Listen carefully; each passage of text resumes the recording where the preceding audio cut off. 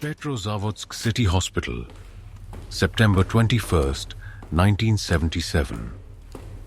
Admission report: patient 1 of 47 admitted that morning. Male, 34 years old, brought in by family members at 6:40. Chief complaint: the patient does not recognize his apartment. He has lived in the same apartment for 11 years. He can describe it with accurate detail: the layout, the furniture, the view from the window. But standing inside it, he reports that it belongs to someone else and that he has never been there. He knows his wife's name. He does not recognize the woman who has lived with him for 9 years as his wife. He knows his children's names. He reports that his children are different from the children who are present. He is calm. He is not distressed in the manner of a psychotic break. He is explaining patiently that there appears to have been some mistake. 46 additional patients presented to the same hospital with variations of the same complaint within the following 6 hours. All 47 had been asleep in their homes between 4 o'clock and 4:40 that morning, the period during which the luminous object described by hundreds of Petrozavodsk residents as a large jellyfish with rays was observed over the city. Not one of the hundreds of people who were awake and watching presented with any memory symptoms at all. I found this program through a neuropsychiatric research registry. I was systematizing for an institutional inventory of Soviet programs investigating extraordinary phenomena. Petrozavodsk appeared not as a UFO incident but as a medical one. In the psychiatric registry of the Karelian ASSR for 1977, there is a record of 47 simultaneous hospital admissions with identical symptomatology in a single night. Not schizophrenia, not intoxication, not psychological epidemic. One specific neurological pattern appearing in 47 people who did not know each other across a single city on a single night.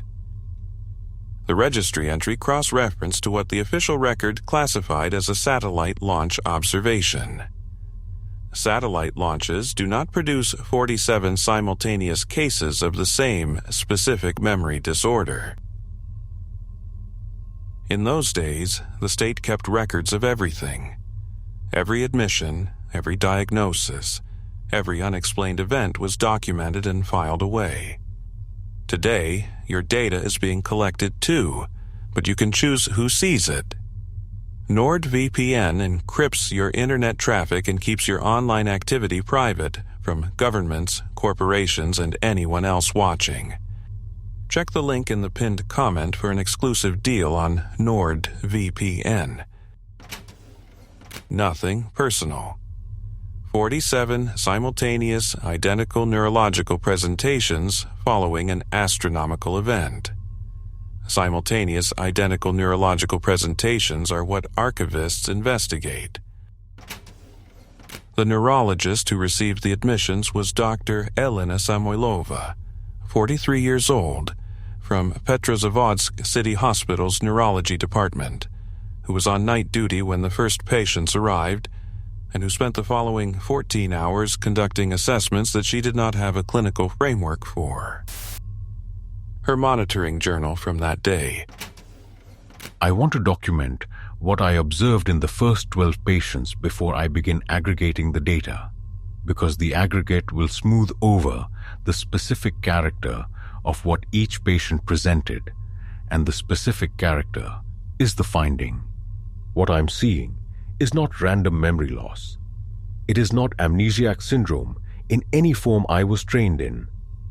The pattern across all 12 is identical. Semantic memory, factual knowledge, procedural knowledge, language, general world knowledge is completely intact. Episodic memory, personal experience, autobiographical history, the specific events that constitute a person's life, is selectively damaged.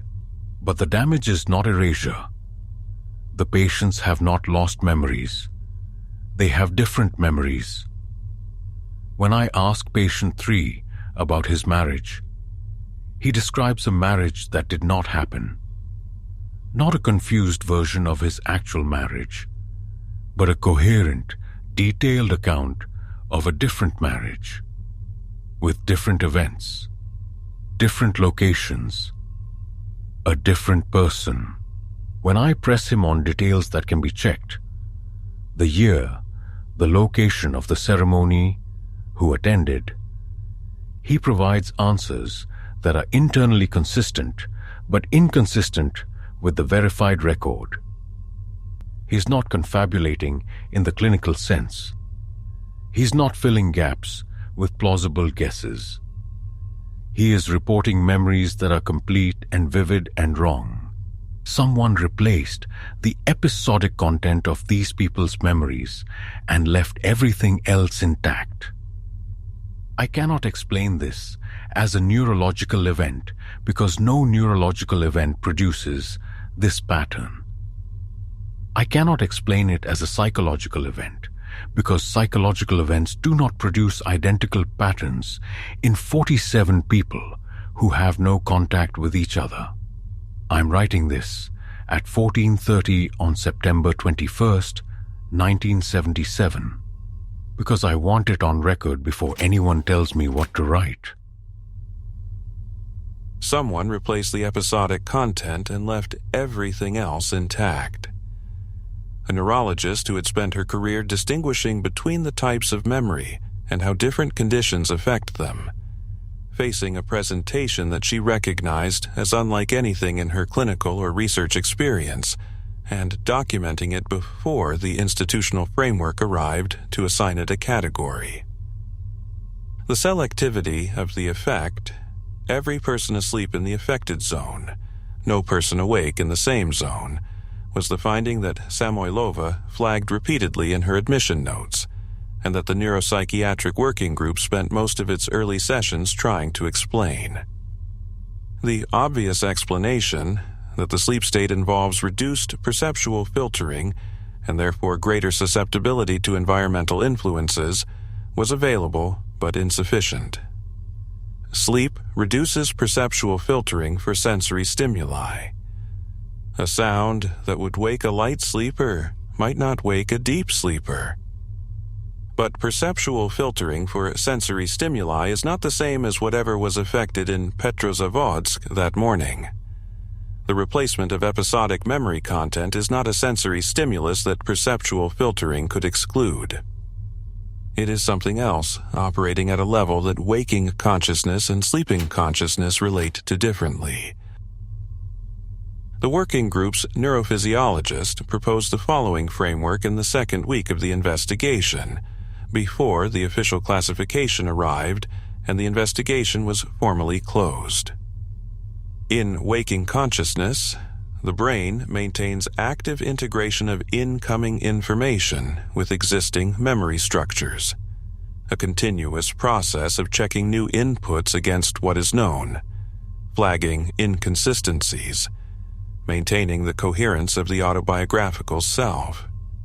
In sleeping consciousness, this active integration is suspended. The brain is not checking new inputs against existing memory structures in the same way. It is, in a sense, more open, less defended by its own organizational processes. If the presence of the object produced a field effect that could interact with memory structures, sleeping brains were not running the processes that might have detected and resisted the interaction. Waking brains were. The distinction was not that sleeping people were less protected by their physical environment. It was that they were less protected by their own cognition. The Soviet program convened to investigate the Petrozavodsk event included a physics working group, a meteorological working group, and, separately classified, a neuropsychiatric working group responsible for the 47 admissions. The physics group's classified analysis was conducted by Dr. Yuri Komarov, 56 years old, from the Institute of Space Research in Moscow. His analysis of the object's optical and spectral properties, based on the photographic and observational records available to the investigation. I want to document the spectral findings before the official classification is applied, because the official classification will be the satellite explanation, and the spectral findings are inconsistent with the satellite explanation in ways that will not survive classification review. The object's luminescence does not correspond to any known chemical process associated with rocket propulsion. Not combustion, not oxidizer decomposition, not any atmospheric interaction product of a known propellant combination. The spectrum contains lines that I cannot identify with any known element or molecular species. The object also produced, in the photographic record, visible interference fringes, bands of alternating luminosity that are characteristic of the superposition of two coherent optical sources. Single objects do not produce interference fringes in their own emission. Interference fringes require two sources with a defined phase relationship. What I am seeing in the photographic record is a single apparent object that is producing the optical signature of two superimposed sources. The physical interpretation I can offer, tentatively and with awareness that it is not a standard interpretation in any discipline I work in. The object may represent a region of local superposition between two distinct optical environments, a zone where two physically different spaces are occupying the same location simultaneously, producing interference between their respective optical properties. I want to note that this interpretation, if correct, is not consistent with any technology I am aware of. It is consistent with a physical phenomenon for which we have mathematical frameworks but no empirical examples. I am filing this as an anomalous spectral finding and noting that the official satellite classification does not address it. Two physically different spaces occupying the same location simultaneously. A physicist describing, in the language available to him, an event for which there was mathematical framework, but no precedent in observed physics. The director of the neuropsychiatric working group called Moscow on September 23, 1977, 2 days after the event. Director, I am calling to report the neuropsychiatric findings from the September 21st event and to request guidance on classification. Moscow. Proceed. 47 patients, all asleep during the event window, all presenting with the same specific memory pattern. 0 presentations among the people who were awake and observing. The selectivity is absolute. Waking observers, unaffected.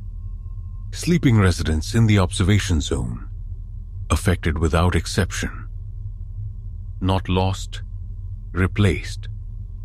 The episodic memory, personal, biographical memory, has been substituted with coherent alternative content. The patients retain complete semantic function.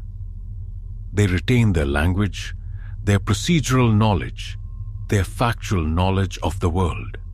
What has changed is the personal narrative. The specific events of their own lives have been replaced with different events. Plausible, internally consistent, but factually wrong in ways that can be verified. We cannot determine the source of the replacement content. It does not appear to be derived from any media the patients have consumed. any stories they have encountered, any experiences they could have had. It is original content that fits coherently into the framework of their real lives.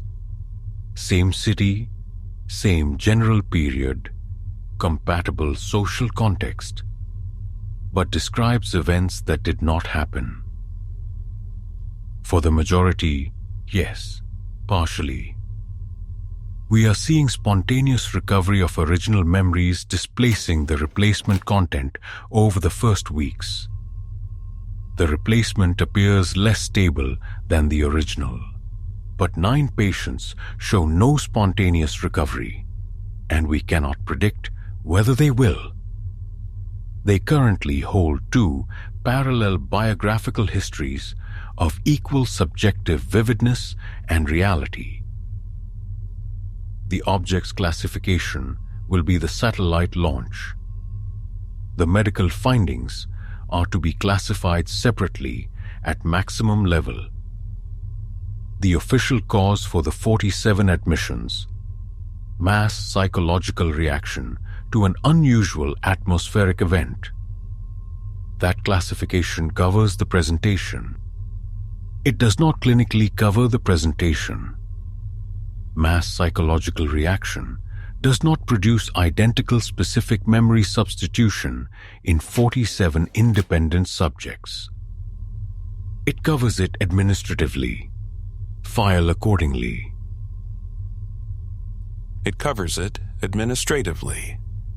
A program director and a Moscow official, one noting that the clinical reality is inconsistent with the proposed classification, and the other responding that administrative coverage is what the situation requires rather than clinical accuracy. The 47 cases were filed as mass psychological reaction. The neuropsychiatric working group's actual findings were filed separately at maximum classification. Here's the first contradiction. The official Soviet account of the Petrozavodsk phenomenon attributes the observed object to the launch of Soviet satellite Cosmos 955 and to associated atmospheric optical effects, light from the rocket's exhaust interacting with moisture and ice particles in the upper atmosphere to produce the visual effects witnesses described. This account has been repeated in Soviet and Russian scientific literature and is the standard explanation in the secondary literature. Komarov's spectral analysis, conducted within the same investigation that produced the official account, documents optical and spectral properties inconsistent with any rocket propulsion process and characteristic of 2 coherent optical sources producing interference fringes, a phenomenon that cannot be produced by a single object of any kind. The official account and the spectral analysis describe the same photographic and observational record. One attributes the observations to a rocket launch. The other documents optical properties that a rocket launch cannot produce. Both documents are products of the same investigation. Here is the second contradiction. The official psychiatric summary of the 47 admissions, the document filed in the accessible administrative registry, classifies the cases as mass psychological reaction, notes spontaneous recovery in most patients, and closes with a favorable prognosis for resolution. The summary is brief, clinical, and does not describe the specific symptom pattern. Samoilova's clinical assessment, filed at the higher classification level in the neuropsychiatric working group's separate records, documents a pattern that she explicitly characterizes as inconsistent with any known neurological or psychological mechanism. Not memory loss, but memory substitution, with the replaced content being internally coherent and original, rather than confabulated or borrowed from available sources. The summary and the clinical assessment describe the same patients. The summary describes a psychologically explicable event with a favorable outcome. The clinical assessment describes a neurologically inexplicable event with a specific and unprecedented pattern. Here is the third contradiction, the document that should not exist. The psychiatric registry that led me to this file contains the follow-up monitoring records for the 47 patients, documented through 1982, 5 years of post-event observation. Most patients showed progressive recovery. The replaced memories became less vivid over time. The original memories reasserted themselves, and patients were eventually discharged with functioning autobiographical memory. The recovery was not complete in all cases, and the monitoring records note residual gaps, but the trajectory was toward restoration. For 9 patients, the trajectory was not toward restoration. By 1982, 5 years after the event, these 9 patients had not recovered original memories and had not lost the replacement memories. Instead, both had become equally vivid, equally detailed, and equally convincing. The 1982 monitoring summary for these 9. Subjects report 2 complete and subjectively equivalent biographical histories. Both histories are internally consistent. Both are experienced as equally real. Subjects function normally in daily life, able to navigate both histories simultaneously, but describe the experience of holding 2 pasts as their permanent cognitive condition. 2 pasts, not a fractured memory. 2 complete biographical histories running in parallel in the same mind, both real, both accessible, neither dominant. I searched the records for these 9 patients in subsequent years. I found clinical notes from 1987, 10 years after the event. All 9 were alive, functional, socially integrated. In the 1987 clinical notes, filed by a psychiatrist who had inherited the cases and had no direct connection to the original working group, there is a notation shared across all 9 files. All 9 patients independently reported, during their 1987 assessments, a recurring dream. The dream is described in each file. The descriptions across 9 patients who had no documented contact with each other in the decades since the event are identical. In the dream, a luminous jellyfish shape over a dark city, rays descending in silence, and the awareness in the dream of being specifically observed through the rays, not the city being observed, but the dreamer, individually, by something that knows their name and that is looking at them from the other side of the light. Something from the other side of the light, knowing their names, looking through. The 9 patients' shared dream has been in the clinical record since 1987. The psychiatrist who noted it filed it as a clinical curiosity, an unexplained coincidence among patients with a shared history of unusual neurological presentation. The notation does not interpret the coincidence. It records it. The recording is in the file because the psychiatrist understood that shared, unusual presentations should be documented even when they cannot be explained. I have been thinking about what the shared dream implies about the 9 patients and about the event that produced their condition. The object was over the city for 40 minutes. During those 40 minutes, it, or the intersection zone it represented, interacted with the sleeping minds in its range in a way that altered their autobiographical memories. Most of those minds recovered over the following years. 9 did not. In the 9 who did not recover, both memories remained equally real. And in those 9, 10 years later, something is recurring. Something that comes in the dream state, the state in which they were first affected, and makes itself visible as a specific experience, presence, observation, the awareness of being known individually by something that is looking through. The waking mind that looked up at the object on September 21st, 1977, saw a jellyfish shape with rays and experienced a visual spectacle.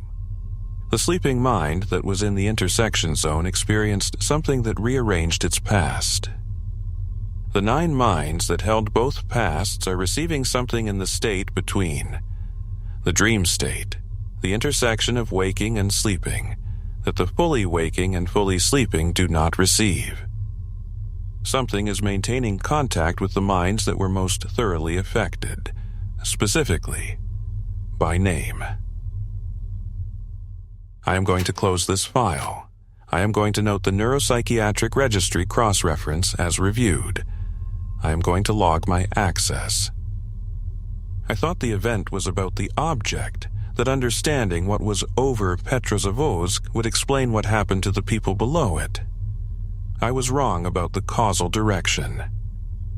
The object was incidental to the mechanism. The memory alterations were not something the object did intentionally. They were a consequence of the object's presence, the way proximity to a strong field affects instruments that were not designed to interact with it. The object's partial intersection with our physical space produced an effect in the zone of intersection. Sleeping minds were organized by that effect in a way that waking minds were not. The object was not trying to alter memory. Memory alteration was a property of being in the zone of intersection while unguarded by waking consciousness. The waking observers saw something extraordinary and remembered it clearly. The sleeping residents were somewhere else, the intersection zone, the region of superposition that Komarov's spectral analysis implies, and came back with a different past. 9 of them came back with both. And something on the other side knows which 9.